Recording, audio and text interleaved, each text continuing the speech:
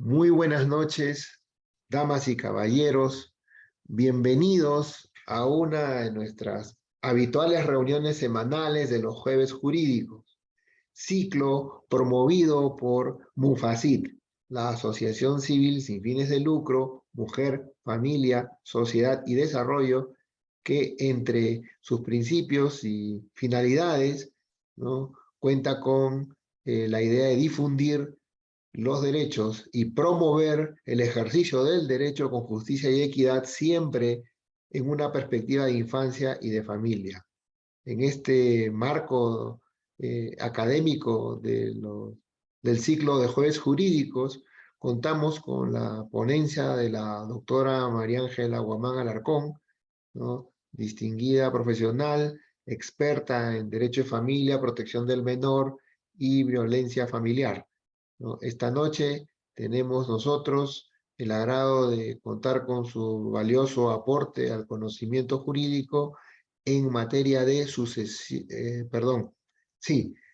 intestada, ¿no? Son tantos temas que desarrollamos cada semana y, como un plus, luego de las preguntas que tengan a bien formular por el tema de sucesión, pasaremos a compartir el análisis del artículo 81 de la reciente ley aprobada de tenencia compartida. Siendo las 7:35, como lo ofrecimos, iniciamos el evento. Doctora María Ángela, por favor, los micrófonos son suyos. Muy agradecido por la presencia de todos. Muchas gracias, José Luis. Bienvenidos, comunidad MUFACIT. Como cada jueves estamos aquí tratando de llevarles el derecho de la forma más simple y de esta manera ustedes puedan ejercerlo en el ámbito que les toque defenderlo. Bien, entonces, sin más, porque la puntualidad es una regla de oro que tenemos que respetar y también respetar a quienes se han conectado puntualmente. Vamos a iniciar. Por favor, me dices, José Luis, si se ve la pantalla. ¿Cómo no, doctora? Sí, sí se ve. Muy bien. Se ve, se ve, se ve. Bueno, ahora me dejan de ver a mí y vamos a ver la pantalla. Bien, brevemente, vamos a hablar sobre esta institución del derecho de sucesiones, un libro del derecho de familia, que trata sobre la sucesión intestada, ¿no? Es una situación en la que todos, de alguna u otra manera, en nuestras vidas nos va a tocar vivir, ¿no? Porque es una ley de la vida, ¿no? La muerte es parte de la vida, pero es importante que al morir dejemos las cosas claras en el ámbito familiar, sobre todo, ¿no? Respecto a nuestras relaciones personales, familiares, y también respecto a los bienes que hayamos adquirido como personas individualmente o como una familia dentro de un matrimonio o de una unión de hecho. Entonces, el tema que vamos a tratar esta noche está resumido en la sucesión intestada. Vamos a hablar un poco del parentesco y el orden sucesorio, que también en un momento hablamos del parentesco en forma muy amplia, el trámite de la sucesión intestada, lo propio de la sucesión intestada, qué cosa es, ¿no? Y sobre todo se entienda esta figura como una figura dentro del derecho de familia que tiene que ser atendida con mucho respeto a la memoria de la persona que tal vez por muchas circunstancias no tuvo la oportunidad de dejar un testamento, pero que en todo momento expresó siempre su voluntad de a quién quería que los bienes sean ocupados por quién o a quién quería dejárselos, ¿no? Entonces es importante que hasta el final se tenga presente esta voluntad y sobre esa voluntad, ¿no?, dentro de la legalidad, se haga una repartición equitativa, justa de los bienes. Porque no hay nada peor que enterrar a alguien, a un ser querido, y a los minutos empezar a hacer papeleo, empezar a pelearse, empezar a declararse la guerra entre hermanos, inclusive hijos contra la madre o la madre contra los hijos o el padre contra los hijos, y empezar, vuelvo a decir, esta guerra. Ni siquiera se ha enterrado bien al difunto, pero ya se están queriendo repartir los bienes, apropiarse de los bienes de acuerdo a lo que ellos o se entiende que se debería hacer. Para esto el derecho marca las pautas, y una de esas pautas es la sucesión intestada. Como observamos, la persona que muere solo nos deja el recuerdo, vivencias, pero también nos dejan bienes. Entonces, de acuerdo a lo que señala el artículo 61 del Código Civil, esta muerte, ¿no? La muerte pone fin a la persona, ¿no? La persona eh, como, como ser humano, como un sujeto de derecho, que durante su vida, ¿no? Dentro de una sociedad, ha desarrollado diferentes actividades, ha celebrado diferentes contratos, ¿no? Ha adquirido bienes, obligaciones, etcétera. Pero la muerte pone fin a esa persona, pero subsisten relaciones, esposa, hijos, subsisten negocios, empresas, subsisten bienes, ¿no? Vehiculares, edificios, terrenos, etcétera. Entonces, ¿qué hacemos frente a eso? Entonces, desde el momento en que esta persona muere, ¿no? Los bienes, derechos, obligaciones, constituyen lo que se llama una herencia, ¿no? Son los activos y pasivos, porque muchas veces no solo se hereda lo bonito, ¿no? Los terrenos, las empresas, las cuentas bancarias, también se heredan deudas, también se heredan obligaciones frente a terceros, y a veces inclusive hasta aparecen hijos, ¿no? Hijos extramatrimoniales a la hora del velorio, y se enteran que esa persona tuvo, pues, ¿no? Relaciones extramatrimoniales, y que no son 2 hijos, sino tal vez 4, ¿no? Entonces, por ley, ¿no? La ley no hace distinción entre hijos matrimoniales o extramatrimoniales para aspectos de la herencia. Todos son iguales ante la ley. Todos tienen la misma calidad de herederos. Bien. Ahora, ¿quiénes tienen la vocación hereditaria? ¿No? Los llamados a heredar, porque así lo determinó el causante en un testamento, ¿no? Él fue a un notario con los testigos necesarios y expresó su voluntad, ¿no? El notario previamente hace el análisis, ¿no? De esta persona, lo evalúa, y si es necesario solicita pues un documento médico en el cual se señale que está dentro de sus facultades físicas, psicológicas, mentales, para que su voluntad no se vea pues coactada, ¿no? Por alguna situación. Asimismo le hace preguntas a efectos de que se note que es un hombre o una mujer que no se siente amenazado por alguien para ir a hacer su testamento. Y para eso, vuelvo a decir, se va acompañado de 2 testigos. Entonces, el testamento queda ya establecido en la notaría, ¿no? Y en su momento será leído. Entonces, esto es un documento que a veces lo comunican, ¿no? Dicen, hijos, ¿no? Por si acaso he hecho un testamento, el día que yo fallezca, van a esta notaría y el notario va a dar lectura. O a veces no lo dice, ¿no? Simplemente no lo dice, pero los hijos presumen y van a al notario con el que siempre trabajó el papá o la mamá y solicitan el trámite. Pero todo va a pasar pues por una línea de confianza y de respeto, ¿no? Porque tampoco es el hecho de acelerar, ya hiciste el testamento, ya me incluiste, cuidado que me saques, ¿no?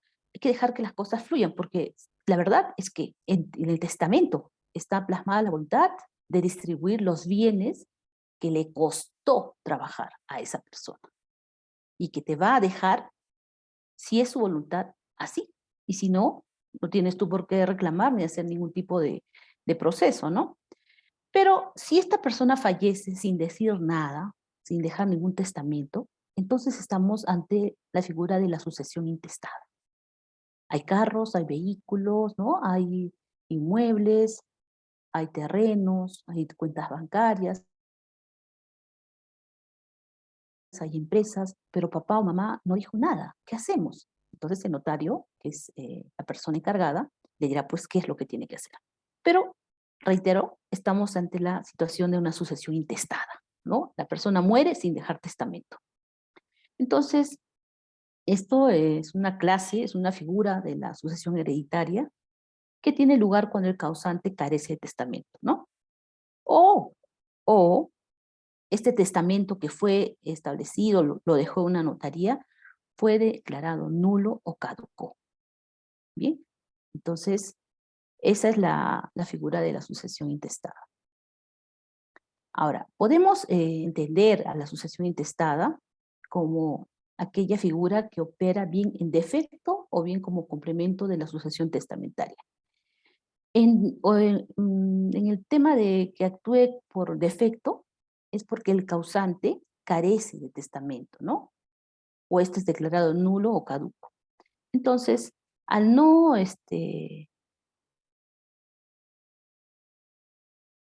dejar testamento, inmediatamente por defecto estamos hablando de la sucesión intestada.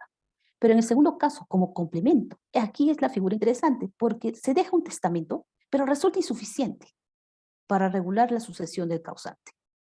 Entonces, los hijos, ¿no? Los herederos, en todo caso, pueden a su vez también, porque acá no hay nada claro, tal vez el señor o la señora, ¿no? Tiene 4 propiedades, pero solo dispuso de 2 en el testamento y 2 están en el aire. Entonces, respecto a eso, como complemento a este testamento, se puede tramitar la sucesión intestada. Bien. Estábamos hablando, ¿no? De que al momento de que la persona fallece, puede, ¿no? Están llorándole la muerte, sus familiares, la esposa, la mamá, los hijos, los hermanos, los amigos, pero tal vez aparecen 2 hijos más o una señora que dice que tuvo una relación extramatrimonial anterior al matrimonio y que producto de eso tienen un hijo y se destapan, ¿no? Muchas veces situaciones que la persona que ya está muerta no puede aclarar, no puede defender en algunos casos. ¿Qué va a tocar? Bueno, además de la sorpresa, la indignación y el dolor tal vez,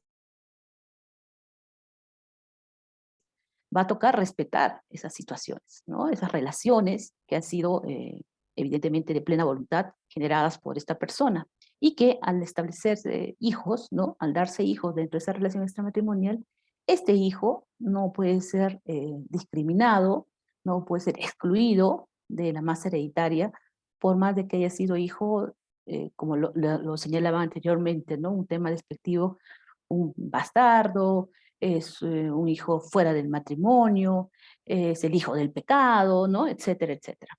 Esos términos despectivos ya han sido claramente retirados, ¿no? De la normativa legal porque todos merecemos respeto, todos tenemos nuestra condición de persona, tenemos intrínseco el tema de la dignidad y que las actuaciones de nuestros padres, ¿no? Frente a sus relaciones, cómo hemos venido a este mundo, no tienen por qué determinar nuestra condición ni tampoco vejarla.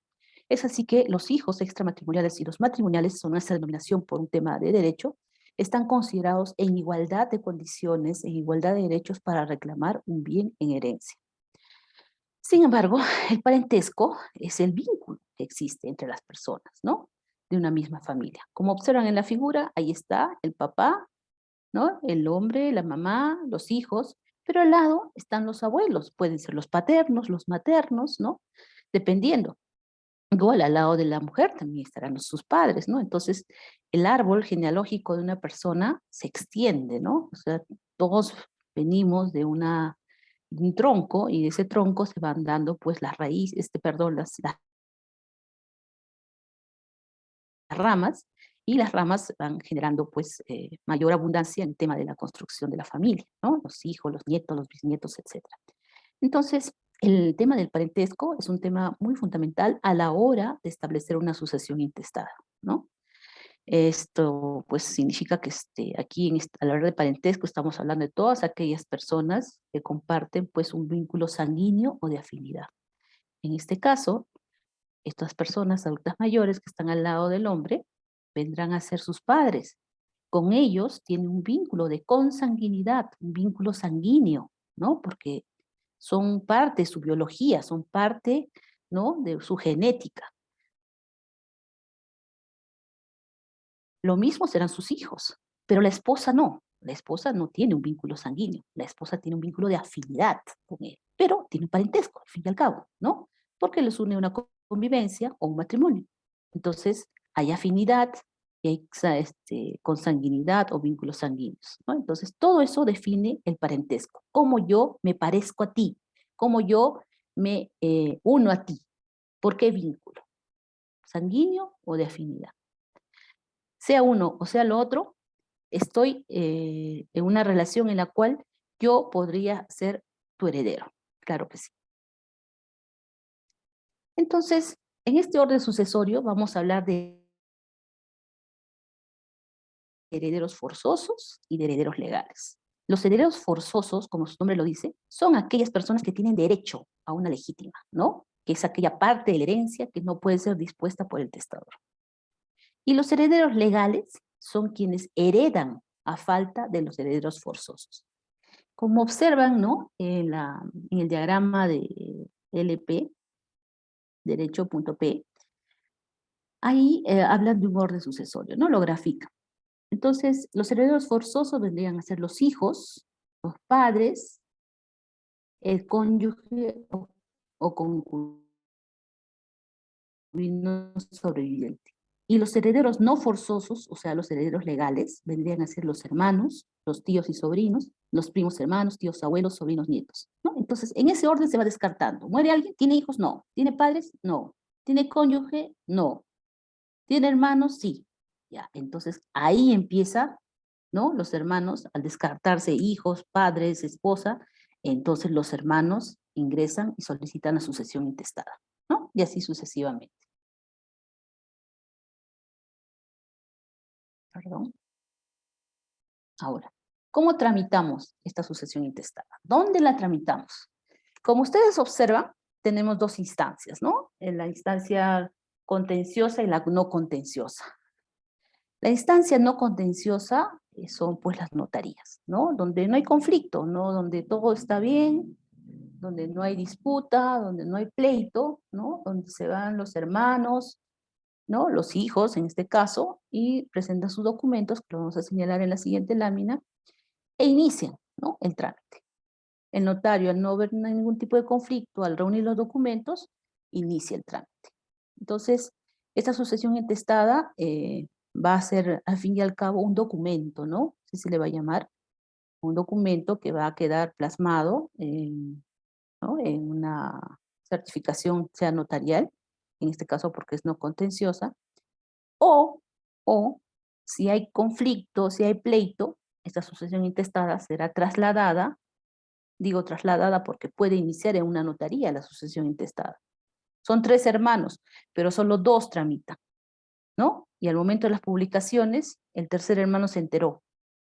Justo se enteró, compró el diario El Peruano y se enteró. Molesto, va a la notaria y dice, mire, yo está mi partida de nacimiento, yo también soy hijo de este señor, y a mí no me han incluido en la sucesión intestada. Por lo tanto, o me incluye, y si no me incluye, en todo caso, solicito que se suspenda este trámite y se derive todo su expediente, señor notario, al juzgado. Porque acá me están afectando mis derechos, están afectando mi condición de hijo y me están excluyendo.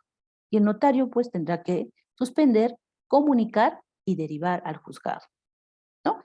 Los notarios actúan de buena fe, ¿no? Ellos reciben la documentación, pero siempre es necesario, algunos notarios sí lo hacen un poquito más de esfuerzo, ¿no? En el tema de adquirir un convenio con la RENIEC, para así descartar, ¿no?, de que esta persona, Juan López Aguirre, ¿no?, no solamente tenía 2 hijos, sino tenía 4, pero los 2 vivos, ¿no?, los 2 hijos vivos fueron a la notaría y quisieron sorprender al notario. Y muchas veces los notarios se dejan sorprender, pero este trámite de la sucesión intestada no queda en la notaría, pasa a un siguiente filtro en registros públicos y si de una u otra forma se advierte ahí, ¿no?, el engaño, el fraude, bueno, el notario suspende el trámite, lo deriva, vuelvo a decir, al juzgado y también tomará las acciones pertinentes, ¿no?, frente a estas personas que actuaron con mala fe, instando pues al fraude, ¿no?, al notario. Bien, entonces tenemos la vía no contenciosa, que es la notarial, y la vía contenciosa, donde hay pleito, que vendría a ser pues los juzgados, ¿no? Entonces, de esta manera se inicia pues el trámite en la notaría o en el juzgado, pero esto ocurre únicamente cuando la persona fallece, sin dejar testamento, ¿no? Entonces, ocurre todo esto ¿para qué? Para que se declare a los herederos. Todas las personas que se sientan con el derecho de reclamar sobre los bienes de la persona que ha fallecido, tienen el derecho de acudir a un notario, acreditar la legitimidad de su condición, el parentesco que tiene con esta persona, descartando, vuelvo a decir, que no es, o que es heredero forzoso en primera línea, o que no es heredero forzoso y que actúa porque no hay esposa, no hay hijos, etcétera, ¿no? Tiene que probar todo eso, ¿no? Y solo así el notario puede, o el juez puede inmediatamente atender su pedido. A ver, perdón, algo está fallando. Bien, ahora, ¿cuáles son los documentos que debemos presentar ante el notario o el juez para ser declarados herederos? En principio, la solicitud de sucesión intestada. Esta debe estar firmada por los herederos o el heredero y autorizada por un abogado. La partida de función, ¿no? Ahora que estamos con esta situación de las personas que están apareciendo, son 300 que están apareciendo muertas, pero que están vivas, ¿no? Es un tema muy delicado que ahora va a pasar un nuevo filtro. El sistema de seguridad del RENIEC ha sido totalmente vulnerado, pero la partida de función es un documento clave y que tiene que ser utilizado de buena fe, porque matar a alguien solamente para obtener una sucesión intestada, ¿no? O organizar un crimen de esta naturaleza, un delito de esta naturaleza, solo para obtener fines patrimoniales, a la larga o a la corta va a traer consecuencias, ¿no? Entonces es importante manejar estos documentos con bastante cuidado, ¿no? En la partida de función, la partida de matrimonio, la partida de nacimiento. La partida de matrimonio va a probar el vínculo matrimonial, ¿no? La partida de nacimiento también va a probar el vínculo sanguíneo que tienen los hijos con el que ha fallecido. Y acá añadiría también la declaración de convivencia, sea notarial o judicial, ¿ya? Entonces aquí también es importante. Adicionalmente a esto, Registros Públicos emite dos documentos fundamentales que el notario va a pedir con fecha cierta. Fecha cierta es fecha de ese día, de ese mes, de ese año que estás iniciando el trámite. El certificado negativo de sucesión intestada. ¿Eso qué quiere decir? Que esta sucesión intestada no ha sido tramitada en ninguna otra notaría, en ninguna otra zona registral.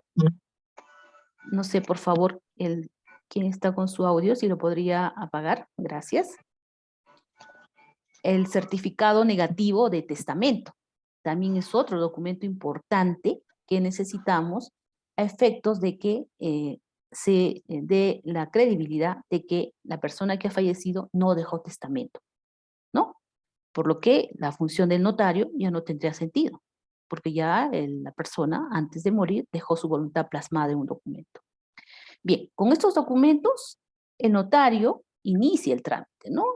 Ya adicionalmente vienen los anexos, ¿no? El DNI, el pago, ¿no? El tema de control biométrico, etcétera. Pero estos son los documentos fundamentales que tienen que contener una carpeta para iniciar la sucesión intestada. Bueno, cada notaría, ¿no?, tiene un costo, una tasa para sus trámites. Ahora, ante el tema, como reiteraba, que se agotó la vía notarial, hay un problema, entonces, bueno, el notario dice, no, no voy a poder, acá hay conflicto y yo no soy juez, no puedo valorar pruebas, no puedo señalar fechas de audiencia. Esto es un litigio. Entonces, por favor, váyanse a un juzgado y peleen ahí la sucesión intestada. Entonces, ante eso está el trámite judicial, ¿no? De la sucesión intestada. Y se tramita como un proceso no contencioso. El artículo 749, inciso 10 del Código Procesal así lo señala. Y, bueno, acá pues acudirán todas las personas que se sientan pues con derecho a reclamar esa herencia. Se tramita el proceso y sale una sentencia. Bien, y bueno, solo para finalizar esta parte, el trámite notarial está sustentado pues en la ley 26662, ¿no? Que es la ley de competencia notarial en asuntos no contenciosos. Entonces, este trámite iniciado en la notaría, ¿no?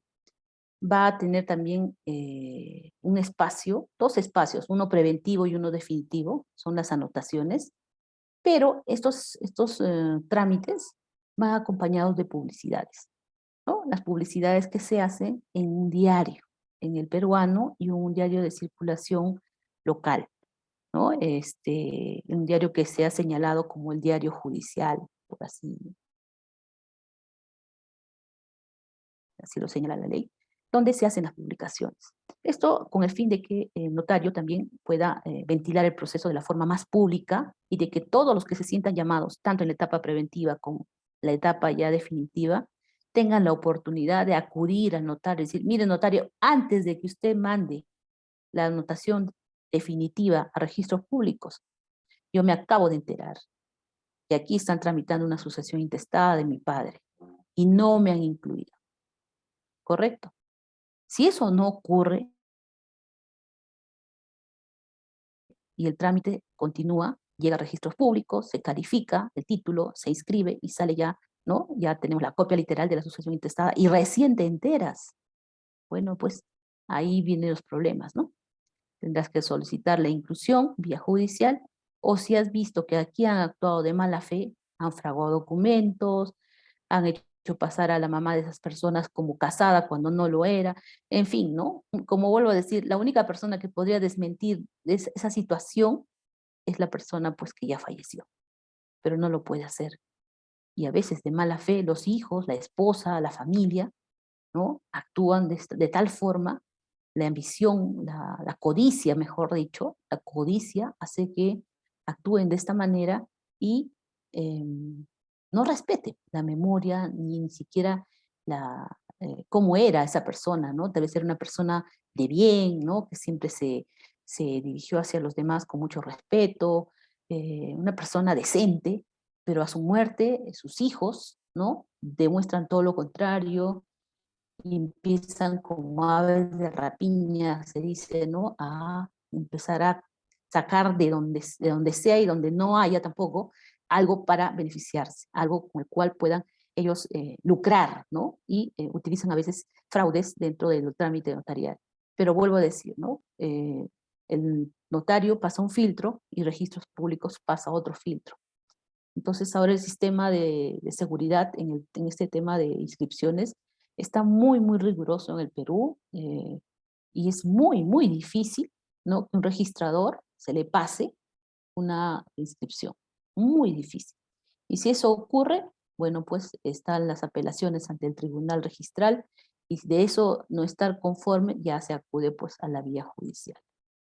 Bien, entonces esto es lo que quería compartir con ustedes, un trámite muy rápido, pero que como les dije conlleva sobre todo el respeto a la voluntad, a la memoria de la persona que fallece y de darle una buena disposición a los bienes que esa persona ha dejado, porque es trabajo de esa persona, ¿no? Y lo que nos corresponde es incrementar el capital sobre la base de lo que nos ha dejado, honrar su nombre si es una empresa, ¿no? Y si es una empresa que inclusive tiene proveedores, tiene empleados, seguir honrando, ¿no? Ese trabajo, cumplir con los trabajadores, es un legado, ¿no? Más que un espacio, una situación solamente material, es un legado, es una historia de esfuerzo, de cariño, de trabajo que esa persona nos deja. Y no sería justo que, pues, que exista un despilfarro, ¿no? O una situación de aprovechamiento. Bien, muchas gracias. Doctora, muy agradecido por su brillante ponencia. Permítame trasladarle una inquietud que acabo de recoger de los distinguidos participantes. Dice así: ¿cómo afrontar en un proceso de reclamo de herencia cuando repentinamente aparecen otros beneficiarios que nadie esperaba en la familia? ¿Acaso tienen derecho a heredar? Bien, voy a compartir pantalla para responderle la pregunta. Bien, para quien nos haya preguntado, le quiero indicar que la ley señala que existen dos tipos de herederos, los forzosos y los legales. Bien, si esas personas que han aparecido ahora, ¿no?, en el trámite o cuando el trámite ya concluyó de la sucesión intestada que entiendo se ha realizado, es importante identificarlas. Aquí está el cuadro. ¿Dónde se encuentra? No solo es decir soy el hijo, tengo que probar que soy el hijo, la partida de nacimiento. Y si la persona que murió lo firmó, entonces no me queda otra que respetar a esa persona. Y al respetarla, tengo que también respetar los derechos que ella tiene o él tiene, porque es hijo del causante, ¿no? Soy su esposa. Aquí está la partida de matrimonio. Tengo que verificar, ir a RENIEC. Y bueno, no me gusta, no me parece, mi papá qué cosa le pasó en la cabeza, porque se casó con ella, era viudo, estaba tranquilo. Bueno, es decisión de cada uno lo que hace con su vida, ¿no? Es decisión de cada uno y a veces por la falta de confianza, ¿no?, por miedo a veces, las personas esconden su vida personal a los hijos, ¿no? Cuando son viudos a veces, ¿no? Ocurre, me ha pasado, he escuchado casos que tienen miedo a los hijos, porque los hijos les dicen, pobre de ti, estás buscando a otra mujer, ¿no? Pobre de ti que estés ahí queriendo casarte o enamorarte de alguien, porque mi mamá era la única y no vas a manchar su nombre. Entonces, no tenemos derecho a imponer esas situaciones tan propias de cada uno, decisión de cada uno a nuestros padres. Si tu padre está en pleno uso de sus facultades mentales, si se siente un hombre que puede todavía iniciar una relación sentimental con una persona, por la razón que quiera, por la razón que fuese, nos toca respetar.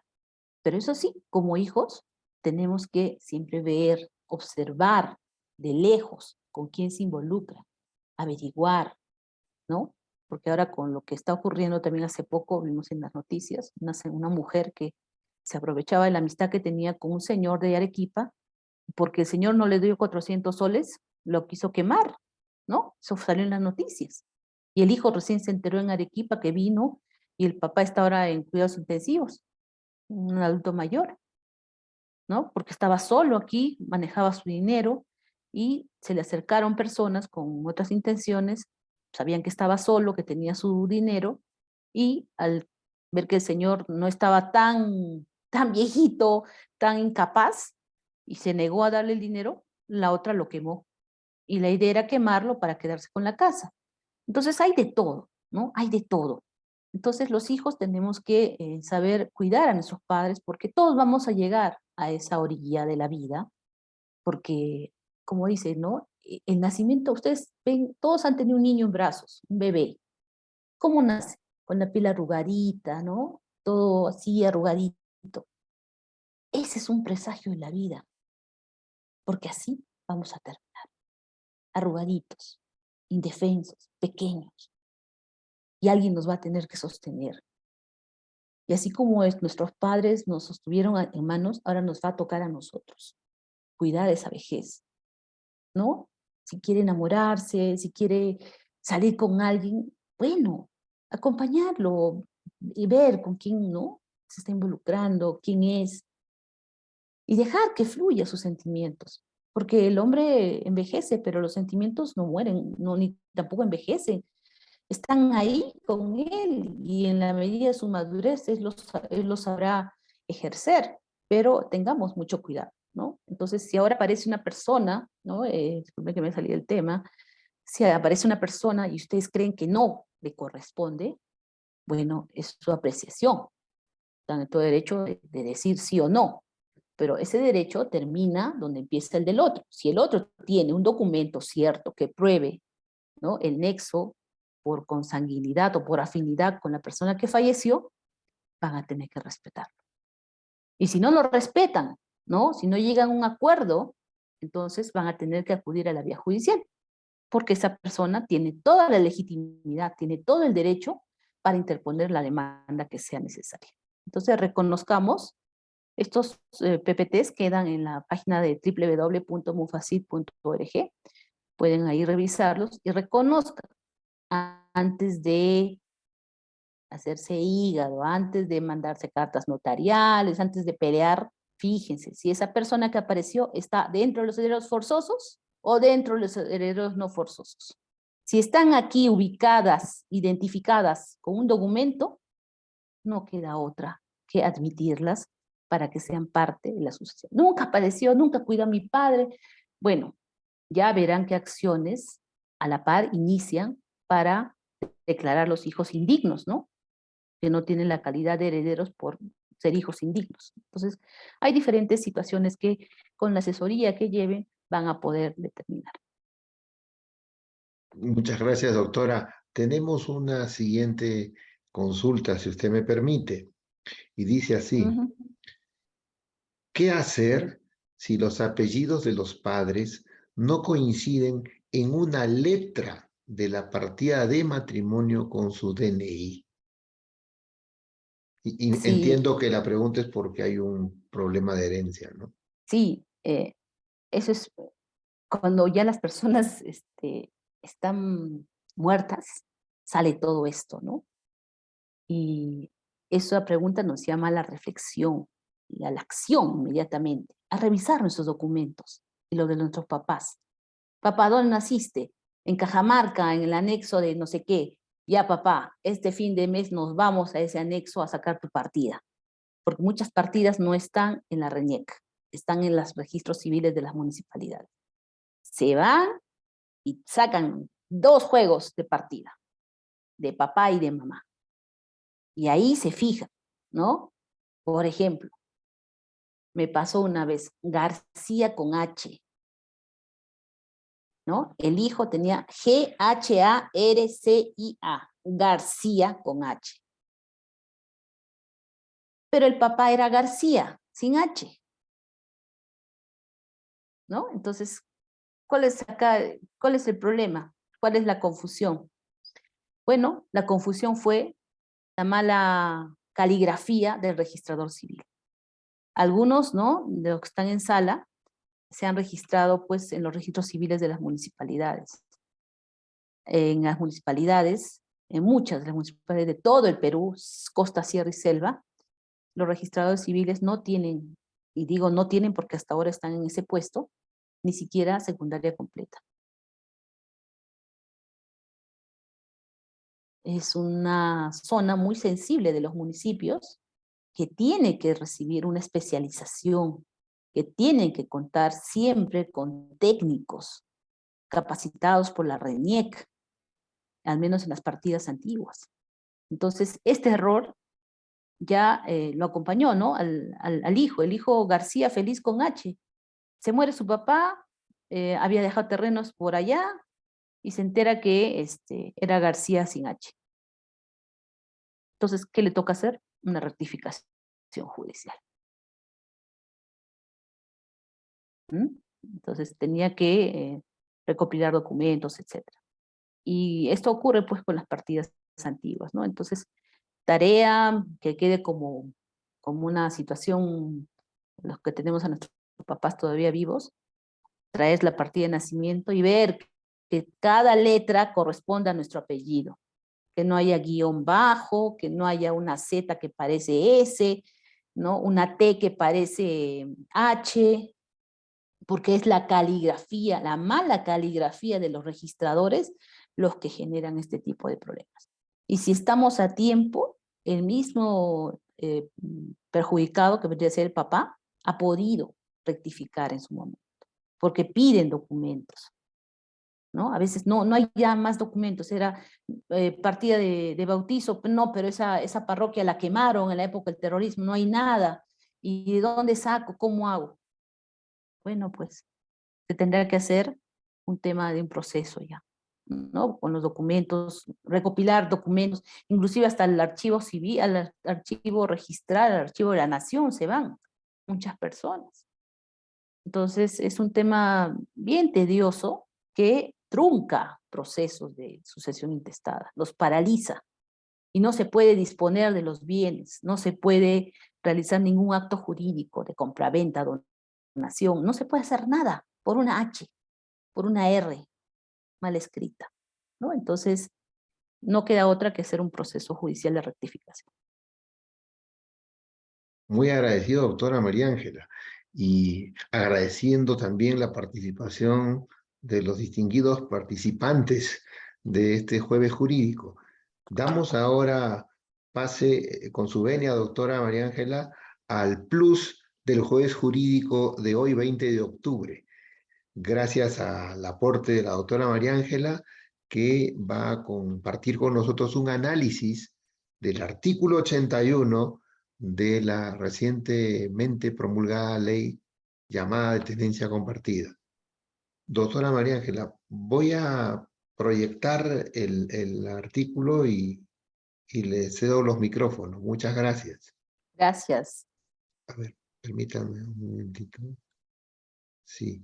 Si a usted le parece, quisiera anunciar a los participantes que si al término de su explicación desean hacer algunas preguntas o si le parece a usted en el transcurso de su explicación, si van saliendo preguntas, se las traslado. Dígame usted cómo proceder. Bueno, quiero hablar de este artículo que con mucha humildad es un aporte más a lo que los abogados, colegas vienen haciendo, pero el plus está que el tema de los niños es un tema tan sensible, tan humano, que tiene que ser tocado siempre con mucho respeto, ¿no? Esta tendencia compartida es de los niños, no es de los padres, es de los Do- niños, Doctora, ¿no? entonces mejor que los participantes formulen sus preguntas y Sí, que por favor se al pregunte, final, sí, así ya es. distinguidos participantes por el chat van anotando, yo al final de la explicación de la doctora, de su análisis, le formulamos las preguntas. Muy agradecido. Bien, tenemos enfrente el artículo 81, ¿no? Derogado, que hablaba sobre la tenencia, y el nuevo artículo 81 que habla sobre la tenencia compartida, ¿no? En esta ley que ha sido aprobada por insistencia y que estamos a la espera de su publicación. ¿Qué es la tenencia compartida de los hijos menores de edad? ¿Qué es? Entendamos, queremos como Mufacit que comprendamos el término tenencia compartida. Se habla de tenencia compartida cuando los dos padres, de manera conjunta, garantizan la seguridad física, además del cuidado equitativo personal y social de los hijos. Son dos palabras, tenencia compartida, pero para los hijos es su mundo. Eso quiero que por favor quede claro. Son tenencia compartida. Dos palabras, dice. No, para los niños es su mundo. La lógica defiende que se retire la locución excepcional, porque los niños que están involucrados en divorcios conflictivos no se lo merecen. Entonces, es la lógica la que ha primado en esta modificatoria. Porque el divorcio es de los padres, de la pareja, como pareja. El conflicto es de ellos. Y los niños no tienen por qué verse involucrados. Entonces, el derecho de familia, en el ámbito de protección de los derechos del niño, tiene que proteger el interés superior de ellos en los procesos de tenencia, régimen de visitas, alimentos, tutela, curatela, etcétera, etcétera. Por fin, los políticos, nuestros legisladores, han entendido que detrás de este proyecto de ley de tenencia compartida, lo que había y lo que hay y lo que habrá son vidas. Y, sobre todo, han entendido que sobre ellos existe una gran responsabilidad social. Y eso no se debe obviar.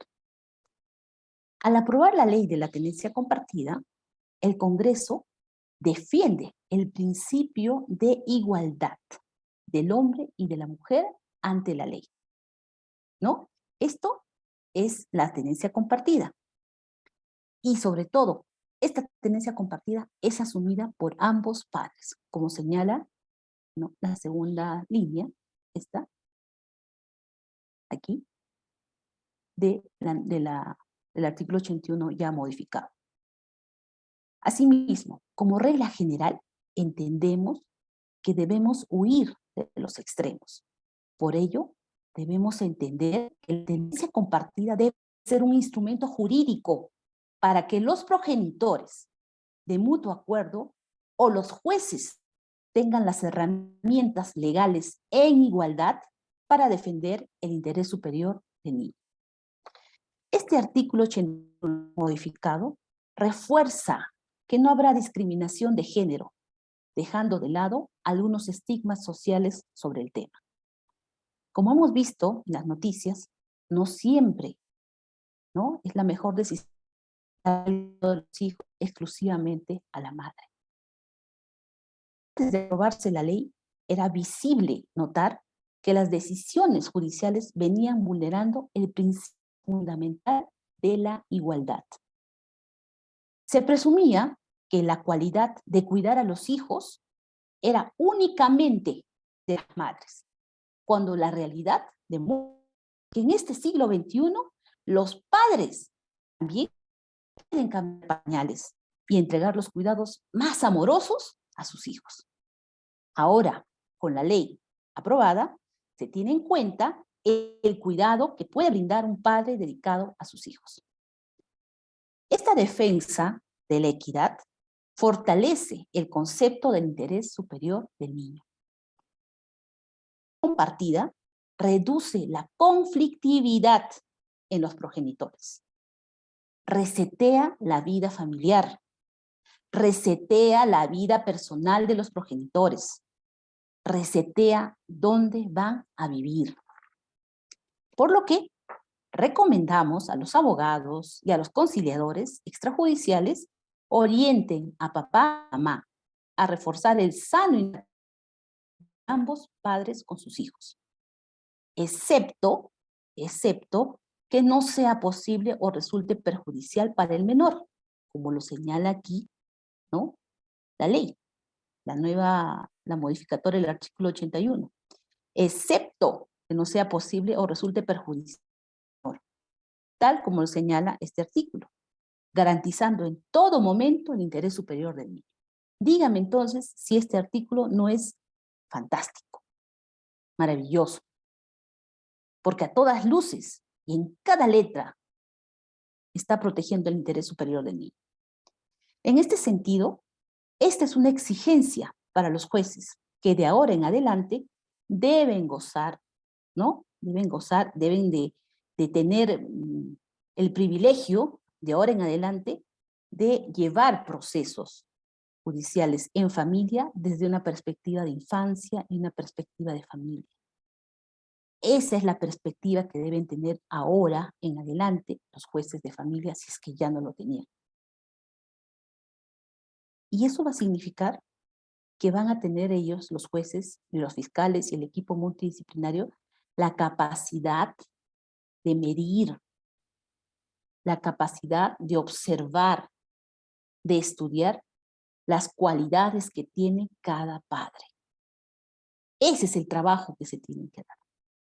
Porque este papá y esta mamá tienen que estar, si han llegado a la instancia judicial, es porque existe ahí una situación, pero esa situación tiene que ser observada, medida, estudiada por el juez, el fiscal y el equipo multidisciplinario. Son los tres guardianes de los derechos de los niños. Ellos tienen que proteger, desde el momento que ingresa la demanda de tenencia compartida hasta la sentencia de tenencia compartida, tienen que velar por el interés superior de los niños. Esto garantizará que la tenencia no se otorgará a favor de un progenitor desequilibrado o violento, salvaguardando en todo momento el interés superior del niño, niña y adolescente, claramente especificado aquí en el artículo 81. Esto significa, señores, impartir justicia con una perspectiva de infancia y de familia.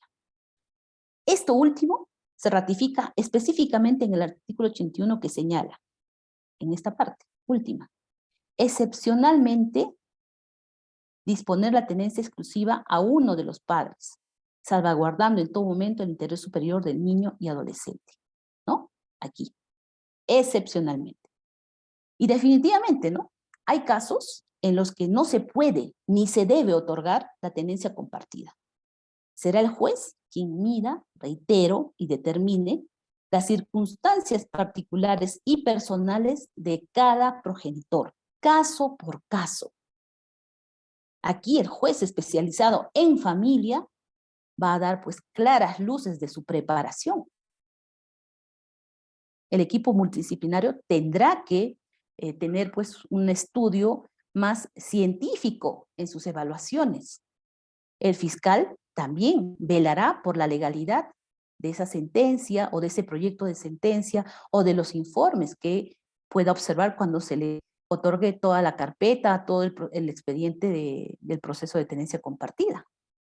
Entonces se entiende que estos magistrados, estos fiscales, este equipo multidisciplinario, están trabajando en un juzgado de familia porque tienen la especialidad, tienen el expertise, tienen el perfil, porque el sistema de justicia les ha dado ese mandato de que lo que tiene que prevalecer desde el momento que ingresa una demanda hasta la sentencia es pues prevalecer por sobre todo el interés superior del niño, ¿no? El interés superior del niño en una tenencia compartida es que mantenga el sano y natural vínculo con su papá y su mamá. Entonces, hay que garantizar que eso resulte hasta el final. Por eso es que excepcionalmente, al final, este artículo señala que ya agotado todo, ya no se puede la tenencia compartida, excepcionalmente, ¿no? Se tendrá que dar a uno de los progenitores. Pero esto siempre y cuando, ¿no? Existan razones justificadas para que esto ocurra. Entonces, definitivamente, esta situación nos va a llamar a todos, abogados, litigantes, jueces, fiscales, todo el sistema, todos los operadores de justicia, a actuar con decencia. Porque la demanda tiene que ser lo último. Ya es una situación por la cual tenemos que acudir a un tercero porque los dos no nos podemos poner de acuerdo. Asimismo, existen 3 principios por los cuales el juez debe guiar su trabajo. Considero, uno de ellos, el interés superior del niño. Segundo, el caso concreto de cada familia en particular. Y tercero, el orden público que debe salvaguardar los derechos del niño. Veamos algunos ejemplos. ¿Cuándo no será posible otorgar la tenencia compartida?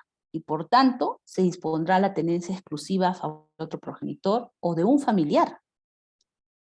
A ver, que el comportamiento de un padre o de una madre no sea el adecuado para que el niño pueda convivir en ese ambiente. ¿De qué estamos hablando? Estamos hablando de situaciones peligrosas que logren alterar el ambiente del niño. O cuando la pareja de alguno de los padres no se comporte apropiadamente.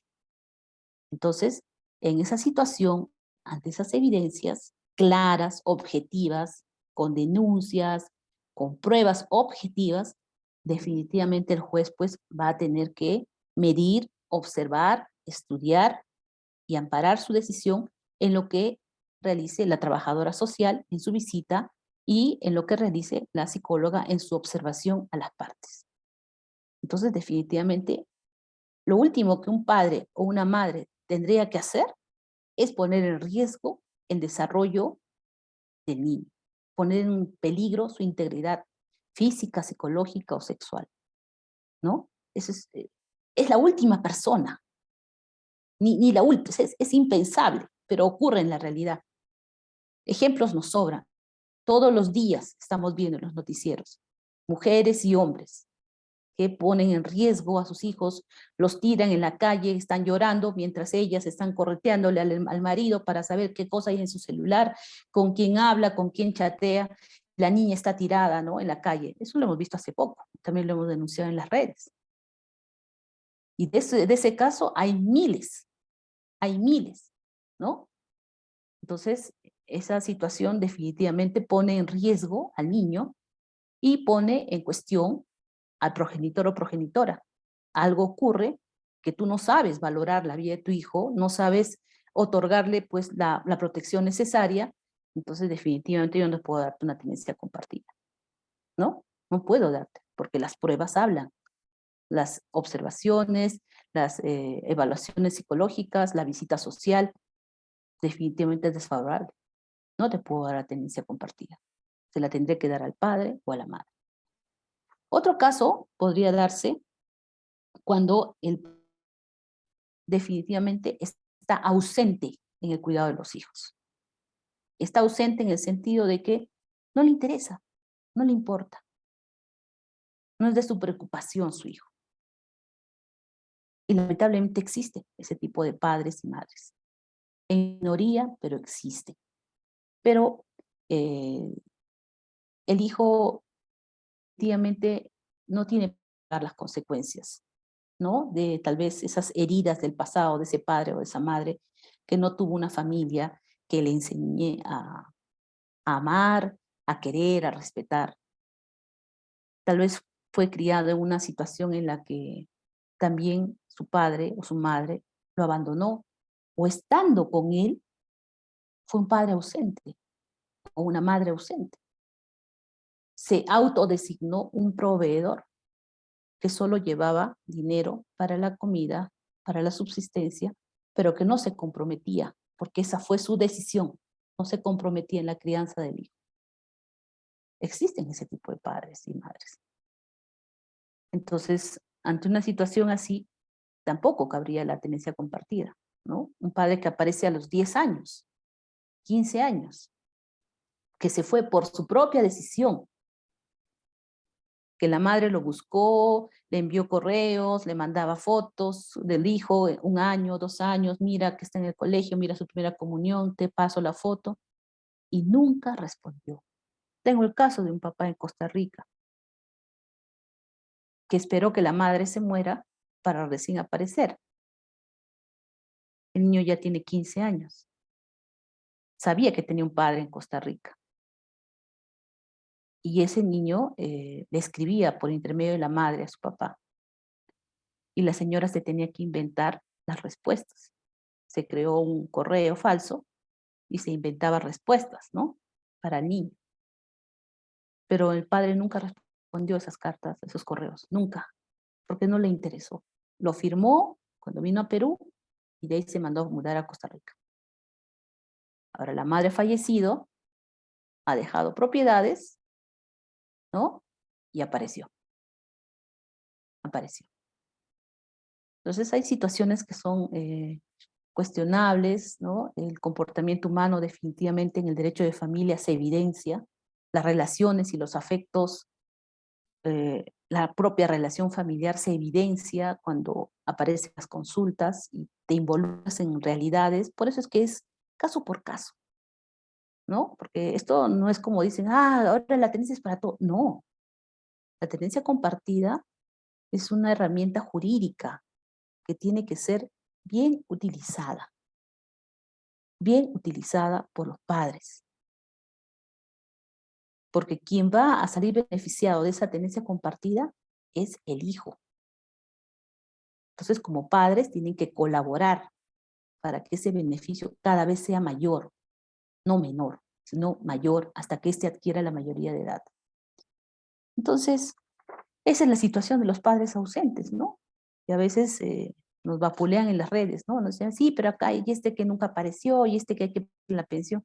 Bueno, hay padres y madres nefastos, los hay, es innegable.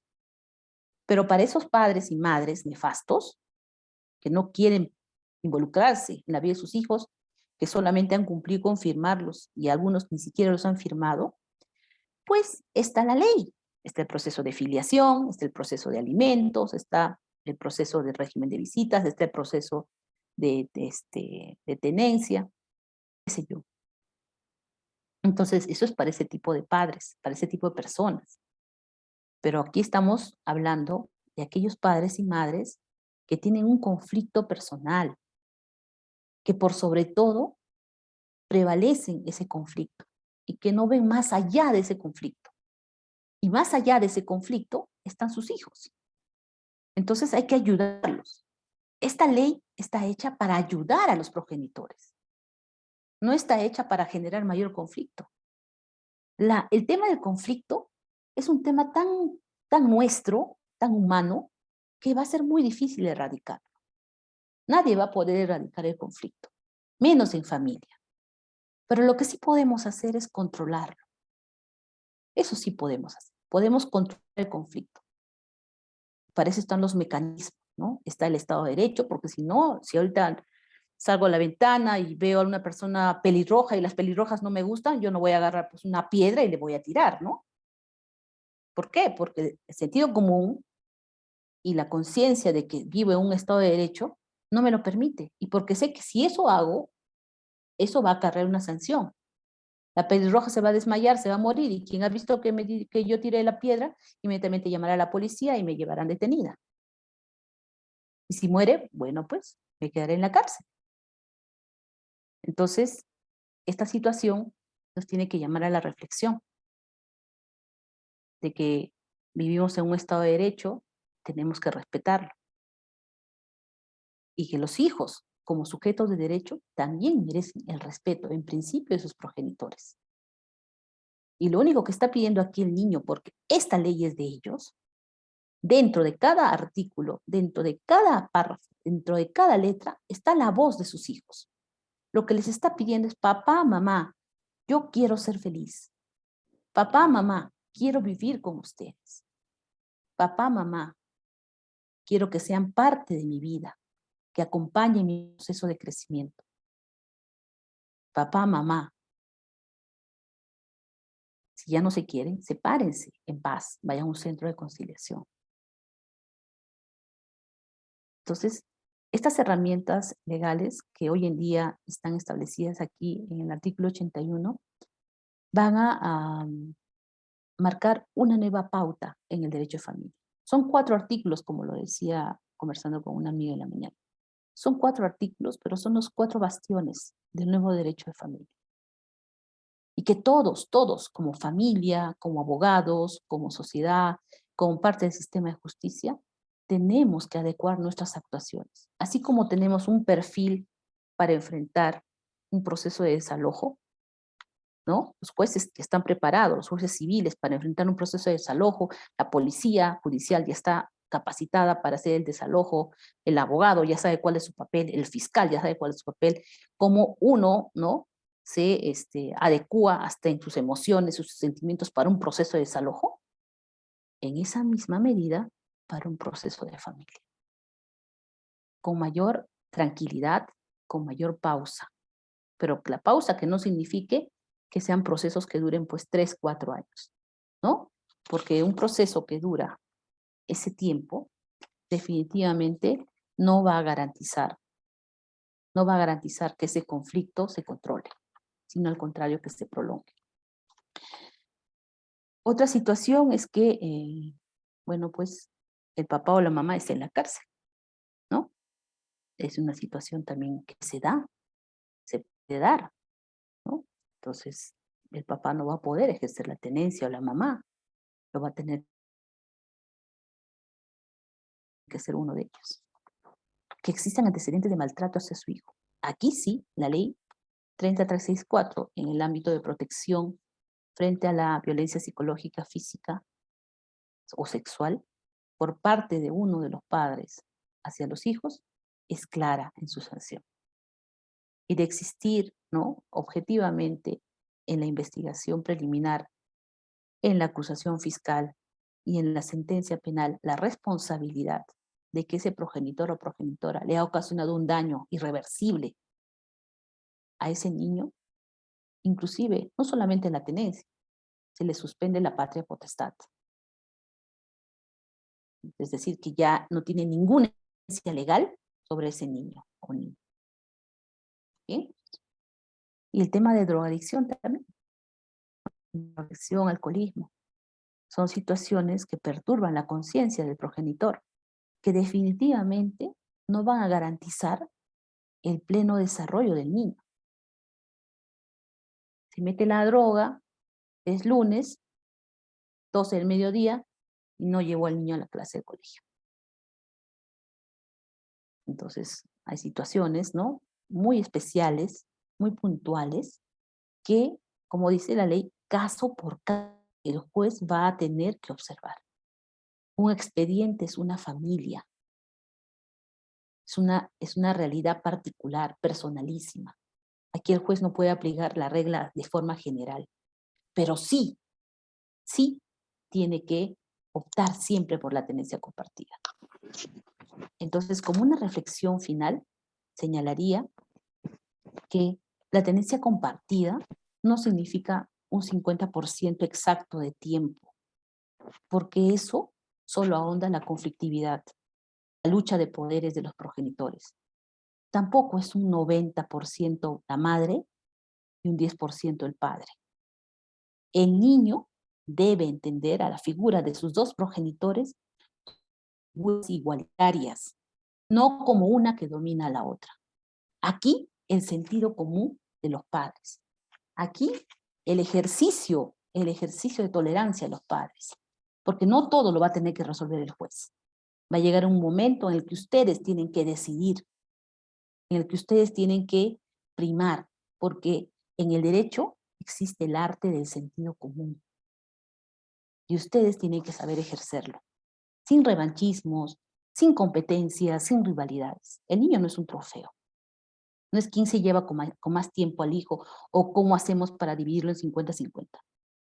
Se trata de calidad de tiempo. Se trata de darle lo mejor al niño, de acuerdo a mis posibilidades, humanas y materiales.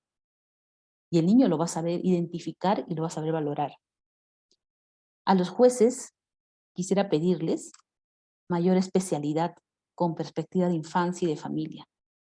Eso va a reducir grandemente, señores magistrados, la conflictividad de los padres, porque los enfocará en cumplir su deber frente a la crianza de sus hijos, dejando de lado sus intereses. El peor enemigo de la justicia son las dilaciones, o no, el dilatar, ¿no?, los procesos. Eso hace más daño que la propia relación o la mala relación de los padres. Imagínense, un divorcio que dure 3 años. 3 años, 2 personas enfocadas en el pleito. Inició como un proceso de familia y va a terminar como la Cuarta, Quinta Guerra Mundial. Son más enemigos que nunca. No ven con claridad ya ni siquiera sus pretensiones. Ya han nacido otras pretensiones, otros intereses. Ya hasta de los hijos se olvidaron. Aquí es una cosa personal. Es como si fuera el ring, ¿no?, de pelea, el juzgado. Y eso no se puede permitir. Eso está en nuestras manos de papá y de mamá. Está en nuestras manos de abogados. Está en las manos de los jueces, fiscales, del equipo multidisciplinario. Y también, y sobre todo, está en las manos de ustedes, señores congresistas. Porque ustedes son los que marcan la pauta con la ley. Entonces les exigimos, les pedimos como ciudadanos que tributamos, que pagamos nuestros impuestos, les exigimos mayor preparación, mayor seriedad, mayor compromiso con los derechos de los niños. Este artículo 81 se celebra, sí, pero esto es un derecho que los niños ya lo tenían, ya se lo ganaron, pero ha sido necesario hacer toda una revolución social, política, para que se les reconozca. Pero esto ya lo tenían. Entonces, lo que queda de ahora en adelante es que toda la perspectiva de infancia y de familia se enfoque en un nuevo código de familia, porque es así, son tiempos nuevos, siglo XXI, en los cuales definitivamente necesitamos tener mayor claridad en el manejo de las relaciones personales, familiares, dentro del ámbito legal. Si aquí va a entrar el sistema de justicia a resolver estos problemas, no puede entrar con otro enfoque que no sea el de infancia y el de familia. Gracias, José Luis. Muchas gracias, doctora María Ángela. Muy honrados por su análisis muy certero, pertinente y oportuno. Previo a cederle la participación en consulta a un distinguido participante, miembro de la comunidad, Mufasit Seminarios, quisiera dejar en claro una pequeña regla. Nos encontramos en este espacio y entiendo que no han formulado las preguntas por el chat, pero sí me han hecho saber que tienen algún interés de preguntar directamente para explicar mejor la situación. Lo único que les pediría es que este es un espacio para absolver preguntas puntuales, quizás de reflexión, pero evitemos en todo caso entrar en diálogos exclusivos. Previo a cederle el paso al primer participante, quisiera pedirle un comentario, doctora, justamente con relación al rol que van a cumplir los centros de conciliación a la luz de este nuevo artículo 81, porque lo menciona, ¿no? Estoy entendiendo que lo que está promoviendo este artículo 81 es que para poder solicitar la tenencia compartida es necesario que se converse previamente para poder acordar las condiciones mínimas de bienestar que debe compartir el niño en ambos espacios por los cuales va a transitar, ¿no? El niño va a transitar en el espacio que le ofrezca papá y también el espacio que le ofrezca mamá. Y en ambos espacios deben haber algunas condiciones que garanticen el bienestar, la recreación, la salud, la seguridad, la diversión y la educación del menor. Y eso pareciera ser que debe ser un acuerdo mutuo y entendería que el artículo 81 está justamente promoviendo el diálogo de los papás. Le suplico, por favor, si pudiera abundar un poquito en el comentario previo a cederle la palabra a uno de los participantes. Gracias. Claro que sí. La idea es esa, ¿no? Preguntarnos, intercambiar opiniones, pareceres, pero la interpretación es expresa, ¿no? La interpretación de la ley es tal cual conforme está establecido en este nuevo artículo 81. La interpretación extensiva que se hace a la nacional o internacional respecto al tema. Pero para empezar, la interpretación es literal, expresa. Con respecto a lo que señalas, definitivamente los centros de conciliación van a jugar un rol muy protagónico en favor de la tenencia compartida, ¿no? Que como le dije, no son dos letras, es el mundo de los niños, es todo su mundo. Entonces, tenemos que favorecer que ese mundo no se pierda, no se quiebre, no se rompa, y para eso los conciliadores, como operadores del sistema de mecanismo de resolución de alternativo de conflictos, están preparados. Pero ahora necesitamos estar más preparados que nunca. Tenemos la especialidad en familia, ¿cierto? Pero estos temas de tenencia compartida que antes no se daban, porque los centros de conciliación decían, no, acá solamente hablamos de tenencia exclusiva. Tenencia compartida, háganlo en un proceso. Ahora la ley les dice que no. ¿Justamente para qué? Para bajar la carga familiar en los juzgados. Y segundo, ¿para qué? Para que se activen pues las competencias, se activen las habilidades de los conciliadores. Porque si has llevado el curso de conciliación es porque tienes una aptitud, tienes un don. ¿Para qué? Para acercar a las partes en conflicto. El conflicto, reitero, es un tema tan natural en nosotros, los seres humanos, que tenemos que aprender a manejarlo. Y ante una situación de conflicto de pareja, ¿no? es importante que el primer diálogo o el primer espacio sea pues el personal, el familiar. Una vez, digamos, disipado, ¿no?, las dudas, superado el conflicto de la separación, viene el siguiente paso, que es regular la situación legal de los hijos. Porque los hijos no se van a quedar en el aire, ¿no? Los hijos tienen que regularse en sus derechos. El derecho a tener una familia, y eso se va a establecer mediante la tenencia compartida, el acuerdo de la tenencia compartida, ¿no? El derecho a subsistir, a que sus necesidades básicas sean cubiertas, y eso se va a ver en el acuerdo de la pensión de alimentos, ¿no? Entonces, eso básicamente va a ser, pues, los dos derechos en los cuales el conciliador va a tener que estar capacitado, ¿no?, especializado aún más en resolver. La ley le está dando ya prerrogativas. Entonces, las actas de conciliación, tranquilamente, con el visto bueno del abogado verificador, van a tener que cumplir sus efectos jurídicos en lo que respecta a la tenencia compartida, ¿no? Porque, reitero, el tema del conflicto es un tema que tranquilamente en una sala de audiencias con un conciliador capacitado en el tema de familia y que maneje los temas de tenencia compartida, ayude a que estas partes, aunque sean 2 o 3 horas, lleguen a un buen acuerdo. Y sobre todo, siempre prevaleciendo el interés superior del niño. Por más de que ellos paguen el derecho, el trámite administrativo, es un trámite que va a conllevar a que el conciliador pueda defender los derechos de quien está ausente en ese momento. ¿Quién es? El niño. Sin romper su neutralidad, sin quebrar su posición como conciliador. Pero tiene que acercar a los padres en ese interés superior.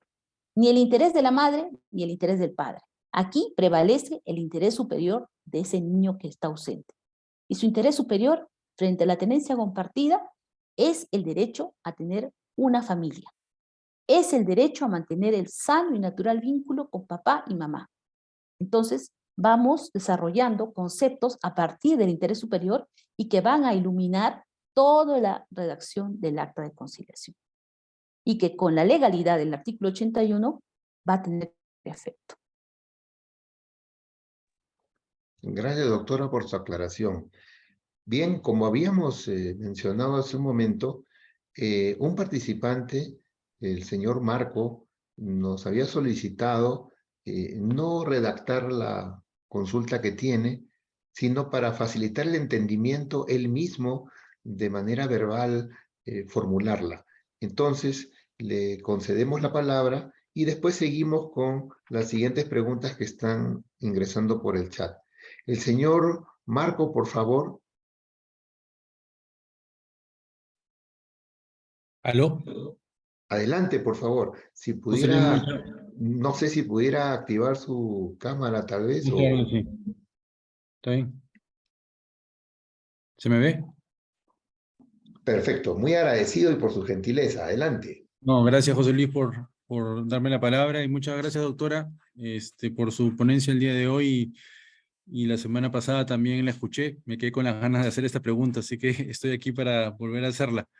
Mi pregunta es la siguiente, hablo sobre mi caso personal, ¿no? Yo tengo una hija de casi 10 años, de las cuales hace 5 años que no la puedo ver, y tengo un régimen un acuerdo de conciliación que al final se convirtió en una ejecución de acta de conciliación y en paralelo armé una variación de régimen de visitas. Esa variación me la dieron parcialmente y después me la observaron. No tengo el nombre legal básicamente la cual pues no me la dieron a otorgar. Y juntaron los dos procesos, tanto la ejecución de acta de conciliación como la variación de régimen, la ejecución de acta de conciliación, perdón, la ejecución de acta de conciliación en un solo proceso.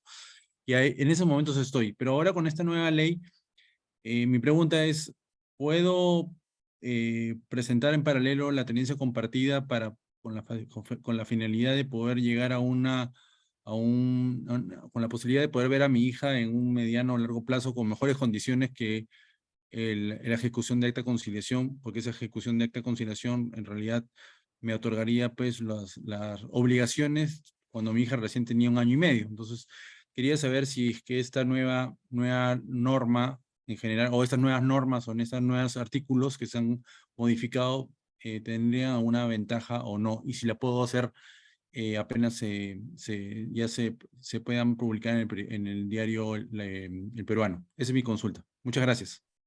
Bueno, a ver, los procesos se inician con una demanda y terminan con una sentencia. Esa es la lógica de los procesos. Si en el transcurso, ya voy a responderte específicamente a tu pregunta, pero en línea general, si en el transcurso del proceso no estoy conforme o se soluciona el problema, ¿no? Y ya no es necesario llegar a la sentencia, entonces tal vez en un centro de conciliación resuelve el problema y presento el acta, homologamos el acuerdo y se archiva el proceso. O simple y llanamente desisto del proceso, ¿no? Presento un escrito de desistimiento y el juez acepta mi voluntad y archiva el proceso, porque el proceso se lleva entre dos, no solo uno. Ahora, en el caso que iniciaste un proceso de ejecución de acta de conciliación, es importante que obtengas el resultado, más aún si la madre es la que ha perturbado el vínculo. Tú necesitas tener el resultado de esa ejecución. ¿Para qué? Para evidenciar en un futuro proceso de tenencia compartida por qué es que tú no has podido durante 5 años tener el vínculo con tu hija. No porque has sido un padre, como lo señalé en un ejemplo, ausente, o un padre que decidió abandonar a su hija, sino porque ha sido impedido por la propia madre a ejecutar, ¿no?, ese régimen que conllevaba a que te mantengas el vínculo con tu niño. Entonces, sugiero, en líneas generales, ¿no?, porque es un proceso que tendrá mucha historia, pero en líneas generales, que termines ese proceso para que tengas una evidencia contundente frente a un juez de familia al momento de solicitar la tenencia compartida. Reitero, con eso vas a dejar muy claro a la magistrada que de tu parte no hubo abandono, de tu parte no hubo violencia de ningún tipo, en el tema tampoco de que también se considera violencia psicológica cuando un padre o una madre abandona a su hijo, ¿no?, y aparece de la noche a la mañana y quiere vincularse, ¿no? Quiere verlo, quiere visitarlo, porque se me dio la gana de aparecer nuevamente en la vida de mi hijo. Entonces hay que descartar todas esas figuras y con esa sentencia de ejecución yo creo que tendrías un arma legal muy, muy fuerte, una herramienta legal muy, muy potente para demostrar que tú siempre has querido ser un padre presente, que has querido ejercer tu deber de corresponsabilidad, de presencia en la vida de tu hija, pero que la señora o la mamá de tu niña no lo permitió.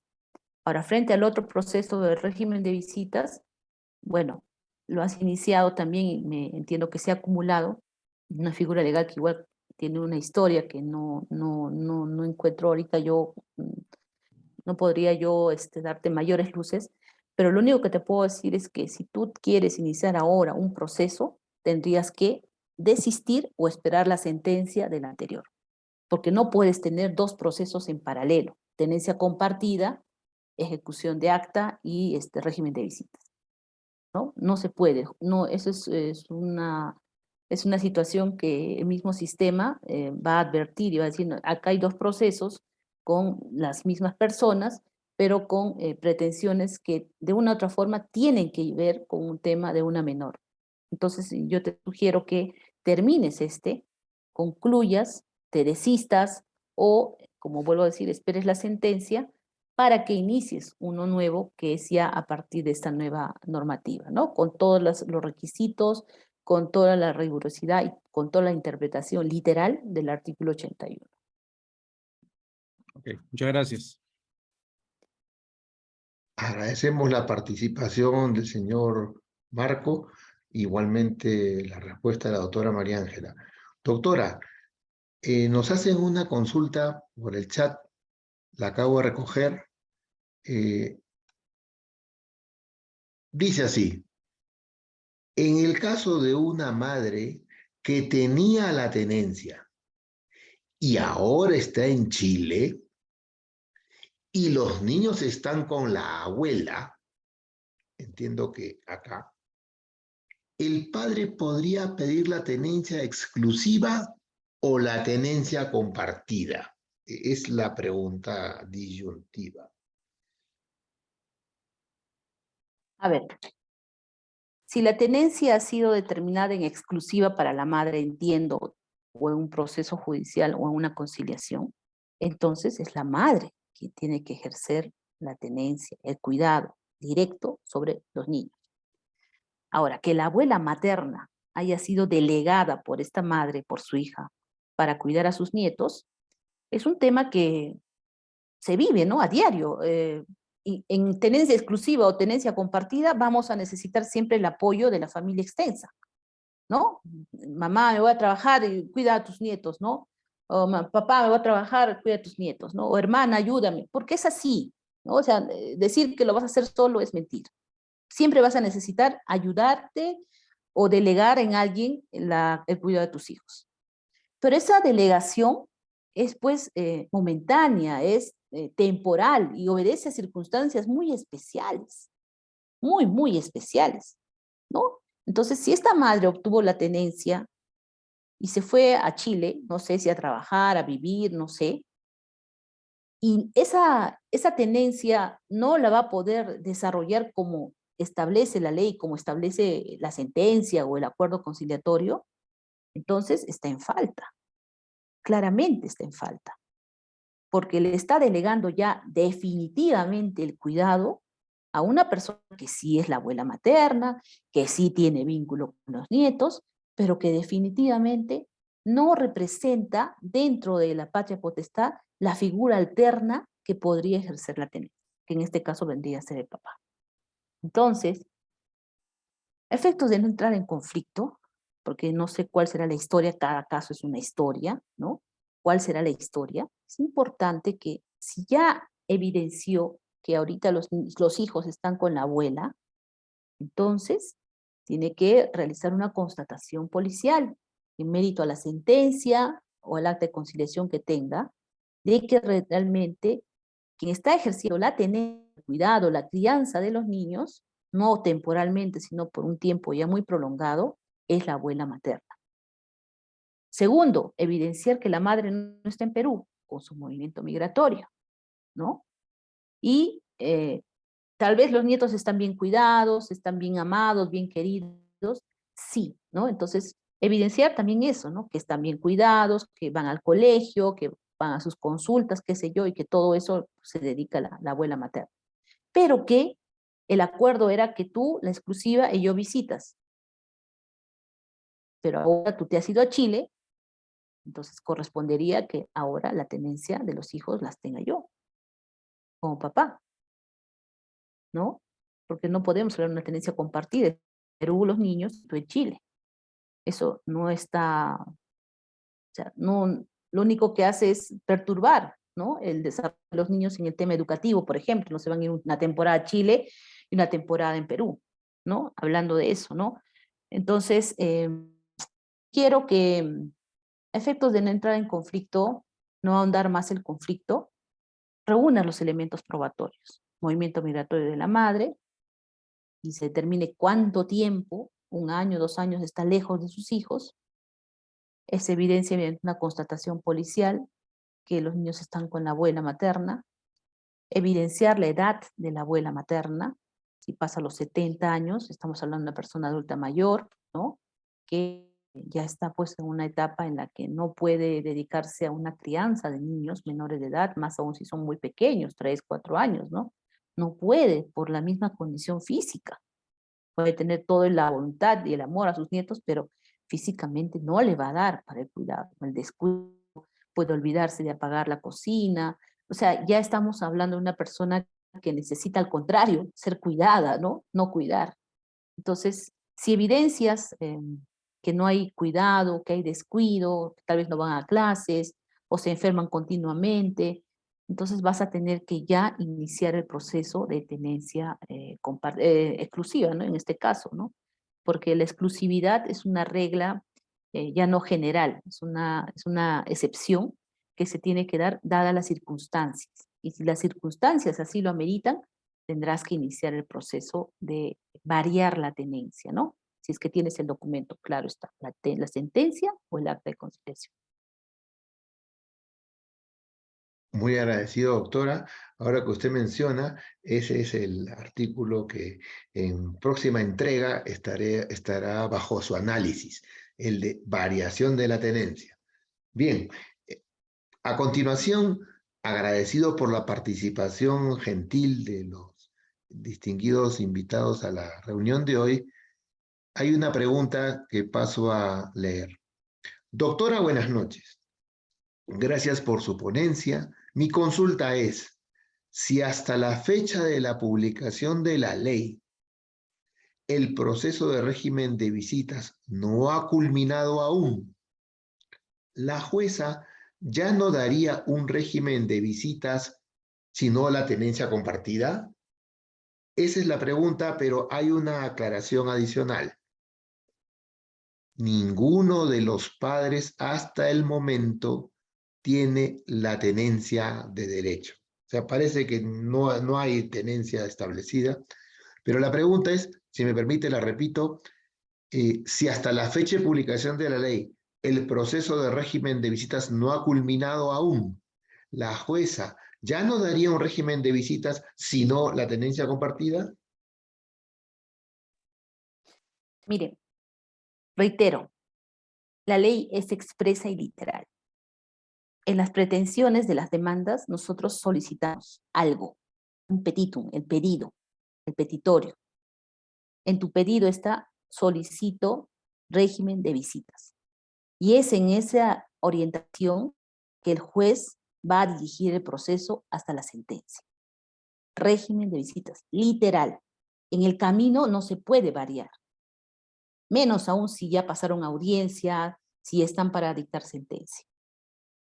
No puede variar el juez, así la ley salga mañana publicada. ¿Correcto? Cada proceso inicia con una pretensión y con esa pretensión se sentencia. Ahora, si no has sentenciado, puedes desistir. Desistes, archivan, esperas que se publique en la ley, inicias el proceso de tenencia compartida.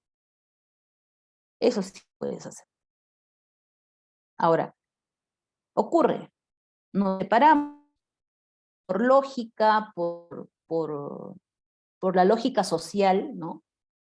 Yo me quedo con los hijos, mujer, y tú te vas de la casa, ¿no? Y alguien por ahí le dice,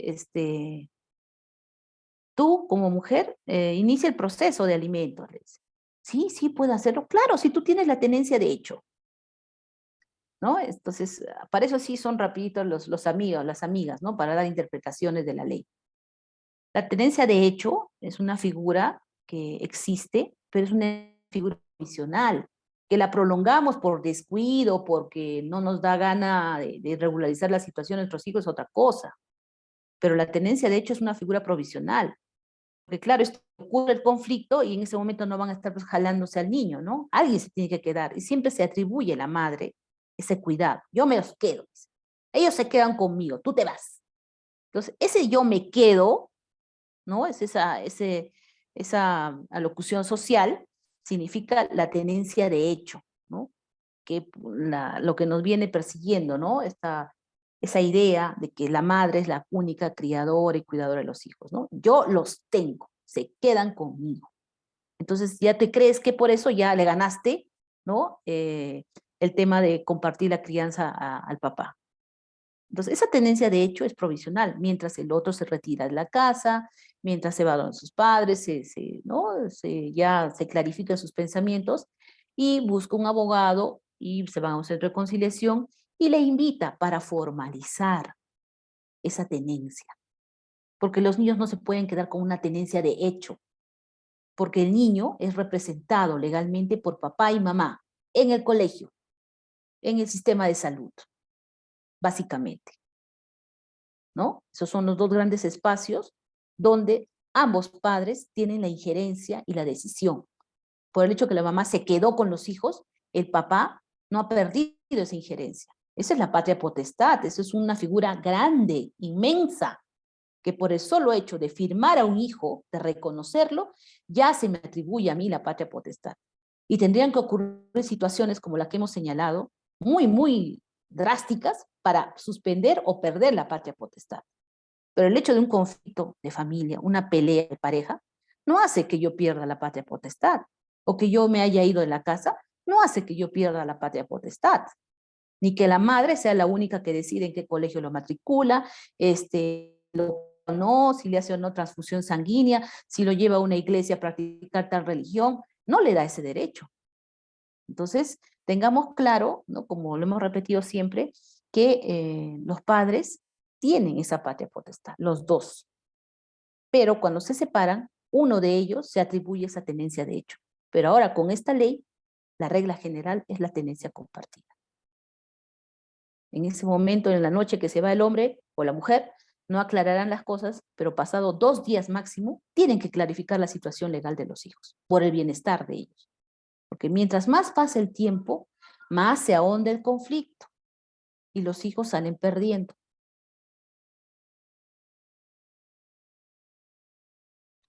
Muy agradecido, doctora. Permítame trasladarle, este es un comentario, no es una consulta propiamente, ¿no? A raíz justamente de sus respuestas, hay un comentario de un señor participante que indica: el juez no puede ir más allá del pedido en la demanda. Es un comentario que traslado. Si le merece a usted algún No, comentario también. concuerdo totalmente. Es así, así de claro es. Y en todo caso, llegando ya al final de nuestra reunión, en vista que no hay mayores comentarios con relación al artículo 81, yo solo quería pedirle su opinión. Algunos detractores, sobre todo en medios de comunicación, han estado transmitiendo la idea de que ahora que se aprobó la ley de tenencia compartida, cuídate, le dicen a quienes tienen la tenencia en este momento, cuídate porque automáticamente los jueces van a determinar la tenencia compartida. ¿Qué opinión le suscita a usted al respecto de este tipo de malinformación de algunos medios de comunicación a la población?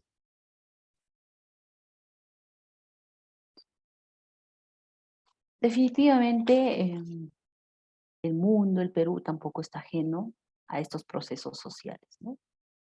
Un país del siglo XXI, como es el Perú, está también llamado a madurar, está llamado a buscar conflictos.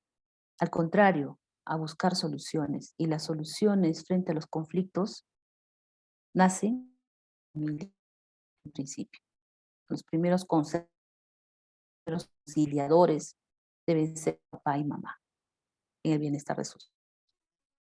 Si ellos ya se desbordan por el conflicto, recién tiene injerencia el sistema, ¿no?, de justicia para ayudar a resolver ese conflicto y en algunos casos a sancionarlos por su conducta.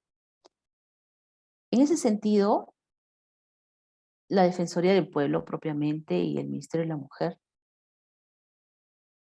en lugar de ser entes que ayuden a que el Perú madure en la resolución de sus conflictos y sobre todo la familia, lo único que están haciendo es confundir a la gente, malinformar a la gente. Y me da mucha pena señalarlo.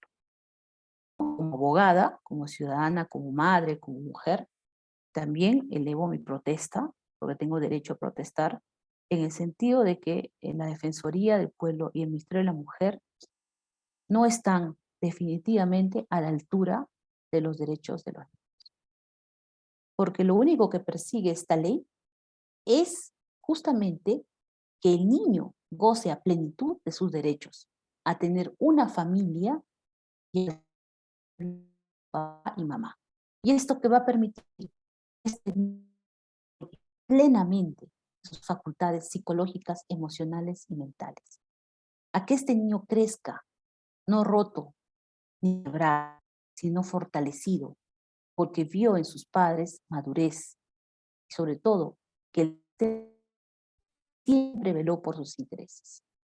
La historia los juzgará, la ministra de la mujer que hemos tenido, al defensor del pueblo también. Será la historia y estos niños que van a ser los futuros adultos los futuros ciudadanos, los futuros gobernadores de nuestro país, también leerán en las páginas de la historia y en las redes sociales cómo sus principales autoridades fueron los principales de sus derechos. Preocupemos por cómo ellos se dirigen. Preocupémonos como nosotros defendemos el bastión y la institución de la familia. En eso preocupémonos. Muy agradecido, doctora, por sus brillantes consejos y precisiones respecto al análisis del artículo 81. Llegando ya al final de nuestra reunión, nos honraría mucho para despedir este evento si pudiéramos activar nuestras cámaras y alzar la mano en señal de saludo y para reconocernos como familia en esta comunidad Mufacit Seminarios, agradeciendo su participación, la participación de cada uno de ustedes y con mucha alegría compartir, ¿no? Encantado, Rubén, el señor Alan, Julio, Tere, Lexmar, Hugo, Maribel, Emilia, ¿no? Nos honraría mucho cerrar con broche de oro esta bonita reunión y, bueno, nos vamos despidiendo y, por cierto, siempre agradecidos con ustedes y gracias a ustedes por que son el sustento de esta iniciativa que no tiene otra finalidad más que difundir nuestros derechos y procurarnos herramientas para defendernos y hacer valer los derechos de nuestros hijos sobre todo, ¿no? Ha sido un gusto. Hasta el próximo jueves jurídico. Y en el camino, por si acaso, probablemente un cafecito bien legal. Pero de todas maneras, jueves jurídicos. Muchas gracias por su presencia. Gracias, doctora. Un gusto. Buenas noches. Gracias a todos Gracias, por doctora. estar ahí. Buenas noches. Gracias. Muy amable. Buenas noches. Buenas noches, señores. Espero no Gracias, haberlos buenas noches. aburrido. Gracias. Oh, qué No, muy ocurre. amable. Gracias. Hasta luego. Igualmente, gracias a Maribel que nos manda un saludo por interno. Sí. Gracias a todos por su presencia.